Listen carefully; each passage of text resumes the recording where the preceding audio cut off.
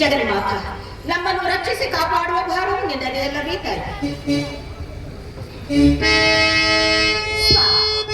ಜಗದಾಸಿಯನ್ನು ಆಶೀರ್ವದಿಸಿ ನಿನಗೆ ಮಂಗಳವಾಗಲಿ.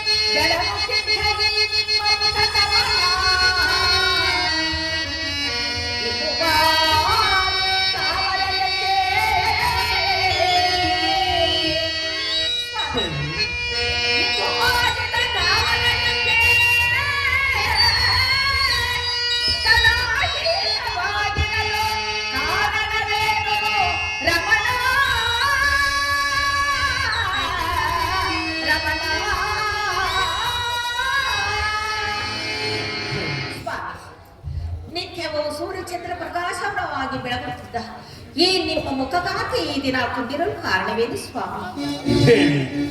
ದಿನ